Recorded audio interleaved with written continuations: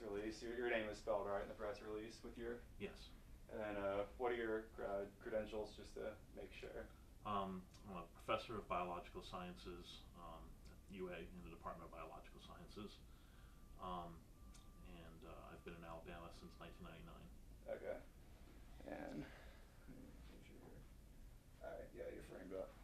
All right, and then just first off, just tell us, like I said, what's been going on here? What's the big breakthrough for our This viewers? this paper that we've published in the journal Cell is really a culmination of research that's been done by our lab and a lab at the University of Pennsylvania, that of Dr. James Shorter. And what we've done is we've been able to reprogram a protein to make it better than it is naturally. They always say that you may not want to mess with Mother Nature, but in this case, messing with Mother Nature in terms of reprogramming this protein is providing us a new type of therapeutic target that we can use for neurological diseases such as Parkinson's and ALS. All right, and just real quickly, just for some background, how many do you know how many people in the United States or estimates suffer from debilitating diseases like Parkinson's and ALS? When you think of neurodegenerative diseases together, it's in the millions. Of course, there's Alzheimer's, Parkinson's, and ALS is the least common of them. But as a whole, neurodegenerative diseases is millions of people in the U.S. alone.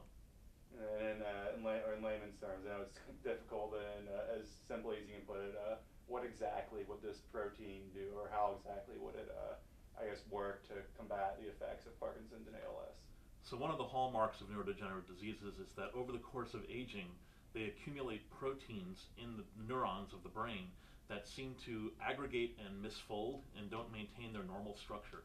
And what the protein that we've been working on, HSP104, does is it disaggregates or unclumps those aggregates that form. What's interesting about HSP104, it's not found in humans or higher organisms, that multicellular organisms. It's found in lower organisms like yeast cells and single-celled organisms. So what we've done is we've taken a protein that is not normally found in us and reprogrammed it to function in a way that will take advantage of its attributes to disaggregate these clumps of protein that are found in these neurodegenerative diseases. All right, and so I guess how soon will we be able to really start to use this newfound discovery? How soon will it really be able to be implemented on sort of a? I mean, I know it's probably not soon, but I guess how quickly could it be implemented on a widespread scale to combat these neurodegenerative diseases? Well, unlike a drug, this is not something that has to be done. Let me start over on that. HSP104, the target of this study, is a protein, so it is something that would have to be delivered into the brain, typically by what we would call gene therapy, as opposed to a drug, which you would take. However, this is something that we're really at the beginning of this, and one of the things that we want to do is to fine-tune the protein such that it can work more specifically on one disease like ALS versus Parkinson's and maybe versus Alzheimer's, and kind of tune it such that it can dissolve the aggregates in these different types of diseases. So that is kind of the more immediate goal, and long term would be hopefully to find a way to deliver it into human brains.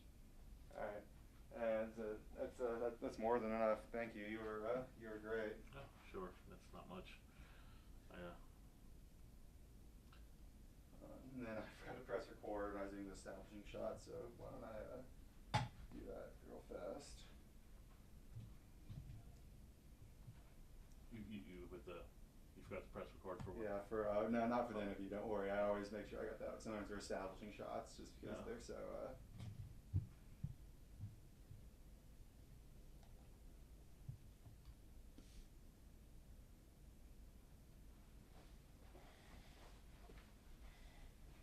But yeah, so like I said, it's my grandfather suffers from Parkinson's. How old is he? He's 90. Oh. It's never been really anything too bad, but I mean it has been noticeable. Like he has his good days and his bad days. Sure. The incidence of Parkinson's once you get above age 85 is pretty staggering. Yeah. It's I forget what the exact percentages are because I'm not an MD, but it's it's really high. It's I want to say 5% of the society will get it if they're above 85. That's quite a few people. Um, the societal burden of diseases of aging, like Parkinson's and Alzheimer's, for example, is so heavy because of the fact we're all getting older, because of good health care. We're all getting older, and these diseases are showing up more prevalently. Chances are someone like your grandfather 20 years ago may not have survived 90, and you wouldn't see the Parkinson's he has.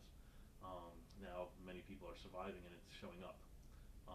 So the hope for us is that we can halt the progression of the disease in people that have it, so they can live their lives longer with higher quality. It's not going to cure it unless you basically provide the cells, the neurons that are missing. Yeah, and I was you can keep going. I was gonna say I'm just gonna get I was gonna get some more just establishing shots just of you like working at your computers, and we say like Dr. Guy Caldwell is a researcher at the University of Alabama. Just get you in your natural work environment. Okay. I mean, you don't actually have to work and get the Colbert Report, and you just sit there and like pretend to type There work you on go. something. You know, get my Daily Show sticker on there. Exactly. I've been to the Daily Show 3 times. Really? For filming? Oh, I could never go until I was 18, and I haven't been able to plan a trip to New York ever since. I'm from New York. Oh, really? So all the paraphernalia you see here is Yankee stuff. Oh, yeah, I'm actually a Yankees fan. My dad, my dad went to Cornell, and so he was a big Yankees fan. Well, these are actual seats from the original Yankee Stadium. Oh, really? Yeah, my dad, one of my dad's friends had the original seats from the old Tiger Stadium. Mm-hmm. Yeah, that's really cool.